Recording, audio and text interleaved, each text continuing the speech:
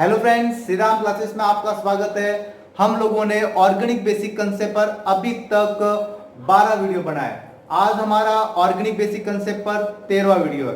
कल हम लोगों ने कॉमन नेम, ट्रैवल नेम, जिसको हम हिंदी में बोलते हैं रूट नाम या सामान्य नाम पद्धति कैसे करते हैं, वो हम लोगों ने सीखा था। आज हम सीखेंगे डिराइव्ड नेम, जिसको हम हिंदी में बोलते हैं व्युत्पन्न नाम। व्युत्पन्न नाम की क्या विशेषता है, वो कैसे करते हैं, आइए आज हम वो लोग सीखते हैं। चलो, कार्बन अगर एक हो तो उसको बोलेंगे मैथ, कार्बन अगर दो है तो उसको क्या बोलेंगे एथ, कार्बन अगर तीन है तो उसको क्या बोलेंगे प्रोप, कार्बन चार है तो ब्यूट, कार्बन पांच है तो पेन, कार्बन छह है तो हेक्स, कार्बन सेवन है तो हेप्ट, कार्बन एट है तो उसको क्या बोलेंगे ऑक्ट। और कुछ का फंक्शनल ग्रुप युक्त मतलब फंक्शनल ग्रुप वाले कुछ कंपाउंड है, ऑर्गेनिक कंपाउंड, उनके नाम कैसे देखो। अगर CH2OH जुड़े तो उसको हम क्या बोलेंगे कार्बिनोल, हिंदी में भी ऐसे लिखोगे कार्बिनोल ही लिखोगे। CH2COOH उसको क्या बोलेंगे एसिटिक एसिड, क्या बोलेंगे उसको एसिटिक एसिड। अगर आपकी सिलेबस के अंदर नहीं है तो हम लोगों ने इसको 10th में भी पढ़ा हुआ है, ठीक है, इस चीज का ध्यान रखना। इसको हम क्या बोलेंगे, अगर आप लोगों के एसिड वाला जुड़ा तो उसको हम एसिटिक एसिड बोलेंगे, OH जुड़ा तो उसको क्या बोलेंगे कार्बिनोल, अगर कीटोन वाला ग्रुप जुड़ा तो उसको हम क्या बोलेंगे एसीटोन, क्या बोलेंगे उसको एसीटोन। तो चलिए इसका हम लोग डिराइव्ड नेम या उसका व्युत्पन्न नाम कैसे करते थे, तो देखिए CH3CH2OH, तो इसका जो हम डिराइव्ड नेम या उसका व्युत्पन्न नाम कैसे करेंगे, चलिए आप देखिए बोर्ड पे। जैसे इसका नाम तो हम लोगों ने बोल दिया, पहले से इसका नाम क्या है कार्बिनोल, यहां पर आपके CH3 जुड़ा हुआ है और एक हाइड्रोजन कम है। पहले भी हम लास्ट वीडियो में हम लोगों ने देखा था, अगर एक हाइड्रोजन कम है तो उसको हम क्या बोलेंगे, एक कार्बन को तो मैथेन, अगर एक हाइड्रोजन कम हो जाए तो क्या हो जाएगा, वो मैथिल हो जाएगा, मैथिल। इसका नाम क्या हो जाएगा डिराइव्ड नेम या उसका व्युत्पन्न नाम क्या हो जाएगा मैथिल, और इसको हम क्या बोलेंगे कार्बिनोल, क्या बोलेंगे इसको हम कार्बिनोल। चलो आगे CH3CH2COOH, चलो इसका नाम क्या होगा बता सकता है कोई। चलो इसका नाम देखिए, यहां पर CH2COOH है तो इसको हम क्या बोलेंगे एसिटिक एसिड, यहां पर एक प्रतिस्थापित ग्रुप या सब्स्टिट्यूशन ग्रुप है उसको हम क्या बोलेंगे मैथिल, मैथिल, और CH2COOH को क्या बोलेंगे एसिटिक एसिड। चलो इसको नोट करो, बहुत अच्छा है ये ट्रिक और इजी है, ठीक है। इसके बाद आगे देखिए, यहां पर आपके कीटोन ग्रुप है, तो चलो मैं कीटोन ग्रुप वाला को एक बना देता हूं CH3CH2COOCH3। चलो इसका नाम तो हमारा क्या हो जाएगा एसीटोन, यहां पर आपके CH3 जुड़ा उसको क्या बोलेंगे मेथिल एसीटोन, क्या नाम हो जाएगा इसका डिराइव्ड नेम या इसका व्युत्पन्न नाम क्या हो जाएगा मेथिल एसीटोन। बहुत इजी है, आप चाहो तो और कुछ बहुत सारे बना सकते हैं। चलो यहां पर मैं एक और ले लेता हूं CH3OH। चलो यहां पर CH2 हो या जरूरी नहीं कि यहां पर आप लोगों के CH है तो यहां पर एक बॉन्ड भी आ जाए तो इसका भी कार्बिनोल ही लिखेंगे, ठीक है। तो यहाँ पर मैं 2 लिख देता हूं अभी, क्योंकि मैंने यहाँ पर अभी एक हाइड्रोजन कम किया था। चलो यहाँ पर अगर दो प्रतिस्थापी समूह जुड़े हुए हैं, ठीक है, तो दो प्रतिस्थापी को क्या बोलेंगे डाइमेथिल, इसका नाम तो कार्बिनोल हो जाएगा, दो मेथिल को क्या बोलेंगे डाइमेथिल कार्बिनोल, क्या नाम हो जाएगा इसका डाइमेथिल कार्बिनोल। बहुत इजी ट्रिक है, कोई रखने की जरूरत नहीं है आप लोगों को, बस ये इनके जो बेसिक नाम है वो आपको याद होने चाहिए। अब इसके जैसे मैं अगर यहां पर CH3 एक H तो ही ऑलरेडी और COOH है, तो इसको हम क्या बोलेंगे आप लोगों के एसिटिक एसिड। यहां पर एक हाइड्रोजन कम हो तो कोई प्रॉब्लम नहीं है, कि एक हाइड्रोजन कम हो जाए तो यहां पर एक बॉन्ड बढ़ जाएगा, कोई प्रॉब्लम नहीं है। यहां पर दो प्रतिस्थापी समूह तो दो प्रतिस्थापी समूह को हम क्या बोलेंगे डाइमेथिल, CH3 को क्या बोलते हैं अपन मैथिल, एक कार्बन को क्या बोलते हैं मैथिल। तो CH3 तो दो बार है, तो दो बार है तो उसको हम क्या बोलेंगे डाइमेथिल CH3OH को क्या बोलते हैं एसिटिक एसिड।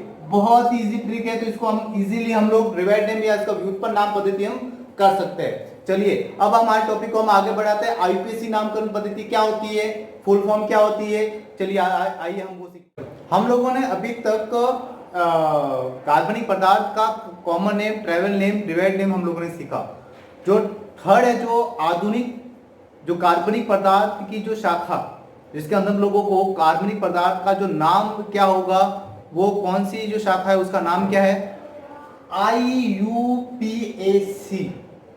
इसके अंदर हम लोगों को किसी भी कार्बनिक पदार्थ का नाम पता चल जाता है कि इस कार्बनिक पदार्थ का नाम क्या होगा। इसके अंदर बहुत सारे रूल्स हैं, मतलब ज़्यादा नहीं है, लिमिट्स है, इतने भी ज़्यादा नहीं है कि आप लोग उसको समझ नहीं सकते। तो बहुत ही ज़्यादा रूल्स है, लेकिन इतने हार्ड नहीं, बहुत इजी रूल्स है। अगर उन रूल्स को हम लोगों ने समझ लिया तो इजीली हम लोग उसका नामकरण, कार्बनिक पदार्थ का नामकरण कर सकते हैं। अब इसका फुल फॉर्म क्या होती है? कभी कभी आप लोगों को 12th में पढ़ रहे हो तो कोई पूछ ले कि आईपीएससी की फुल फॉर्म क्या है, तो वो भी आधे बच्चों को नहीं आती। तो आईपीएससी की फुल फॉर्म क्या है वो चीज सीख लो पहले बात। आई का मतलब इंटरनेशनल यूनियन, यू का मतलब यूनियन, यहां पर नोट करो। आई का मतलब इंटरनेशनल, यू का मतलब यूनियन, ऑफ आगे कॉमन वर्ड को जोड़ने के लिए, पी का मतलब प्योर, ए का मतलब अप्लाइड, ये वर्ड को जोड़ने के लिए, और सी का मतलब होता है केमिस्ट्री। ठीक है, international union of pure and applied chemistry. एक बार वापस नोट कर लीजिए, IUPAC, international union of pure and applied chemistry. ध्यान रखना, आईपीएससी की फुल फॉर्म आपको पता होनी चाहिए। कभी कभी आप लोगों को कंपटीशन एग्जाम में या फिर कई इंटरव्यू में पूछ ले कि आप लोग केमिस्ट्री से हो, तो केमिस्ट्री के अंदर आईपीएससी की फुल फॉर्म क्या होती है? तो आईपीएससी की फुल फॉर्म क्या होती है? International union of pure and applied chemistry. International का मतलब होता है अंतरराष्ट्रीय, संघ, यूनियन का मतलब होता है संघ, प्योर और प्योर का मतलब होता है शुद्धता, एंड अप्लाइड मतलब शोध यानी जांच करने वाली जो केमिस्ट्री रसायन होती है उसको हम क्या बोलते हैं? आईयूपीएसी। कार्बनिक पदार्थ का नामकरण जो करते हैं वो किस विधि से करते हैं? जो आधुनिक रूप से आईयूपीएसी नामकरण पद्धति से करते हैं। आईयूपीएसी नामकरण पद्धति के अंदर क्या क्या रूल्स होते हैं, आइए आज हम वो रूल्स को, चलो आईयूपीएसी की फुल फॉर्म आपको पता चल गई। अब आईपीएससी फुल फॉर्म पता होने के बाद इसका जो नेमिंग है वो हमको 3 चीजों पे ज्यादा बेस करना है। मतलब एक तो prefix, word root and suffix. Prefix जिसको हम हिंदी में बोलते हैं पूर्व लग्न, जो आगे लगने वाला, क्या लगने वाला? आगे। प्रीफिक्स का मतलब आगे, जो आगे लगने वाला, पूर्व लग्न। ये भी 2 प्रकार के होते हैं, प्राइमरी मतलब प्राथमिक प्रीफिक्स पूर्व लग्न, और सेकेंडरी प्रीफिक्स पूर्व लग्न। प्राइमरी प्रीफिक्स क्या होता है? Used when A carbon chain in cyclic. अगर उसके अंदर आप लोगों के साइकिल, मतलब आप जानते हो ना साइक्लिक, पहले कार्बन और अंतिम कार्बन के मध्य बंध हो, पहले कार्बन और अंतिम कार्बन के मध्य बंध हो, तो वहां पर आप लोगों को पहले किसका नाम करना है? प्राइमरी प्रीफिक्स, जहां पर हम लोगों को साइक्लो का प्रयोग करना है। साइक्लो, अगर आप बेंजीन रिंग नहीं है तो वो आप लोगों को साइक्लो का प्रयोग करना है। अगर बेंजीन रिंग है तो आप लोगों को वहां पर साइक्लो का प्रयोग नहीं करना। फिर आता है सेकेंडरी प्रीफिक्स। सेकेंडरी प्रीफिक्स के अंदर क्या होता है? This are functional group but always treat as a substituting groups. मतलब ये आप लोगों के फंक्शनल ग्रुप होते हैं। जैसे कुछ प्राइमरी सुफिक्स होते हैं, जैसे OH है तो OH अल्कोहल है, फंक्शनल ग्रुप, लेकिन इसका अगर प्राइमरी प्रीफिक्स देखा जाए तो इसको हाइड्रोक्सिल भी बोलते हैं। तो यहां पर इसको हम कैसे बोलते हैं? सब्स्टिट्यूशन ग्रुप भी बोल सकते हैं, जो आगे लगने वाला। सब्स्टिट्यूशन ग्रुप क्या होते हैं वो मैं अभी बाद में आपको बताऊंगा। फिर आता है वुड रूट। वुड रूट क्या होता है? जहां पर आप लोगों को कार्बन की पता होना चाहिए, कार्बन कितने हैं। एक कार्बन है तो क्या बोलेंगे? मैथ। 2 कार्बन है तो क्या बोलेंगे? एथ। 3 कार्बन है तो क्या बोलेंगे? प्रोप। 4 कार्बन है तो क्या बोलेंगे? ब्यूट। 5 कार्बन है तो क्या बोलेंगे? पेन। 6 कार्बन है तो क्या बोलेंगे? हेक्स। 7 कार्बन है तो क्या बोलेंगे? हेप। 8 कार्बन है तो क्या बोलेंगे?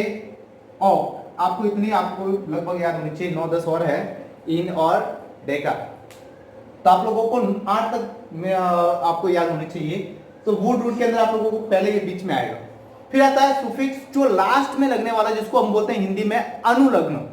अनुलग्न भी 2 प्रकार के होते हैं, प्राइमरी अनुलग्न और सेकेंडरी द्वितीयक अनुलग्न suffix. It indicated whether the carbon chain is saturated and unsaturated. Saturated क्या होता है और अनसैचुरेटेड क्या होता है कि सैचुरेटेड के अंदर आप लोगों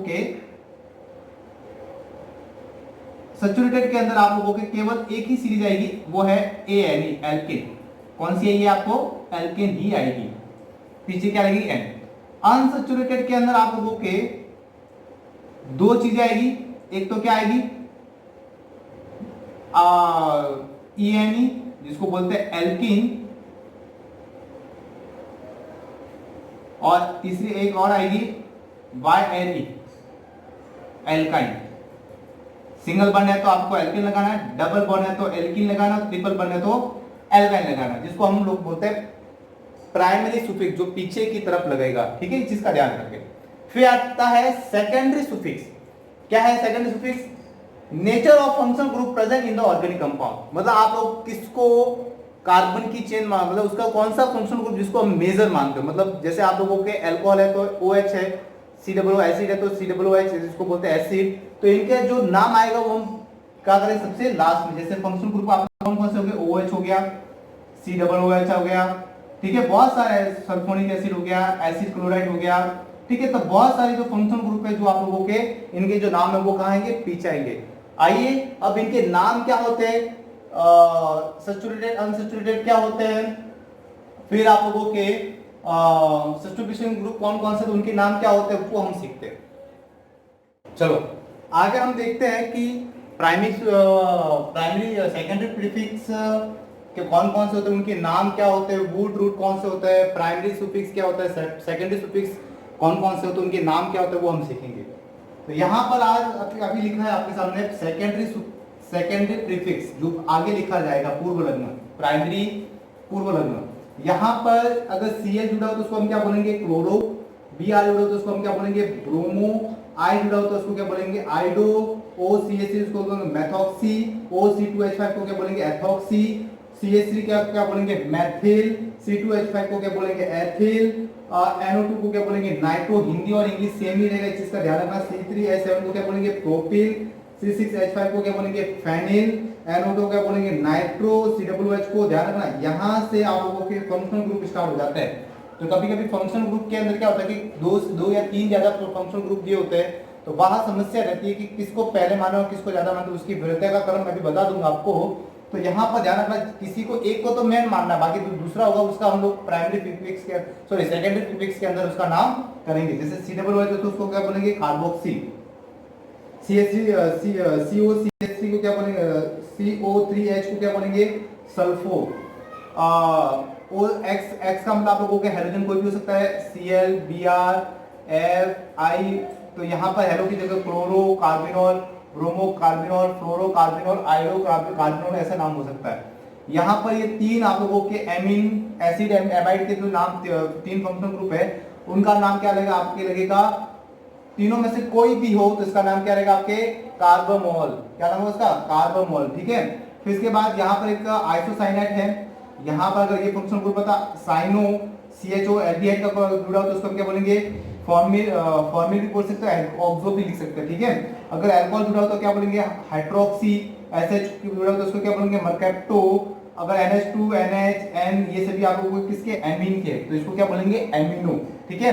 तो ये इसके बाद हम लोग देखते हैं वुड रूट। तो वुड रूट के अंदर आप लोगों को पता है, एक कार्बन को बोलते हैं मैथ, दो कार्बन को बोलते हैं एथ, तीन कार्बन को बोलते हैं प्रोप, चार कार्बन को बोलते हैं ब्यूट, पांच कार्बन को बोलते हैं पेंट, छह कार्बन को बोलते हैं हेक्स, सात कार्बन को बोलते हैं हेप्ट, आठ कार्बन को बोलते हैं ऑक्ट, नौ कार्बन को बोलते हैं नॉन, और 10 कार्बन को बोलते हैं डेक। इस प्रकार इसके आगे 11 हो तो क्या बोलेंगे?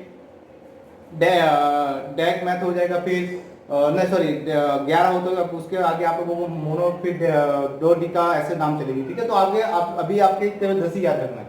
उसके बाद आप लोगों के प्राइमरी सुफिक्स। तो प्राइमरी सुफिक्स के अंदर आप लोगों को ध्यान रखना है, अगर सिंगल बॉन्ड वाले एल्केन है, सिंगल बॉन्ड वाले, ठीक है, सिंगल बॉन्ड वाले अगर एल्केन है, ठीक है, सिंगल बॉन्ड वाले एल्केन है तो क्या लगेगा आपका पीछे? ANE। डबल बॉन्ड वाला एल्कीन है तो क्या लगेगा पीछे आप लोगों के? ENE। और अगर एल्काइन है तो क्या लगेगा आप लोगों के? YNE। ये आप लोगों को चीजें याद रखनी है, तभी आप लोग IUPAC नामकरण इजीली कर सकते हैं। तो आप लोगों को इनको रखना नहीं है, समझो प्रैक्टिस, अगर आप लोग रेगुलर प्रैक्टिस करोगे तो ये चीजें ऑटोमेटिकली आपको याद हो जाएगी। ठीक है, चलो लिखो इसको। इनके सेकेंडरी सुफिक्स को देखते हैं। तो सेकेंडरी सुफिक्स जो आप लोगों के द्वितीय अनुलग्न जो पीछे लगने वाले हैं, अब जैसे COOH है तो उसके लिए आपको किसको जोड़ना है, ओइक एसिड लिखना है। ध्यान रखना, इनको एक बार याद कर लो, बहुत इजी है। SO3H जिसको बोलते हैं सल्फ्यूनिक एसिड, ये आप लोगों के एनहाइड्राइड है, जिसको हम पीछे क्या लिखते हैं, ओइक एनहाइड्राइड। ये आप लोगों के किसका है, एस्टर का, तो क्या लिखोगे, ओइक। ये आप लोगों के एसिड हैलाइड का है, तो ऑयल हैलाइड। हैलाइड आप लोगों के कोई भी हो सकता है, क्लोराइड, ब्रोमाइड, फ्लोराइड, आयोडाइड, कोई भी हो सकता है। ठीक है, यहाँ पर ये एसिड एमाइड का, तो क्या लिखता है आपको पीछे एमाइड ही लिखना है।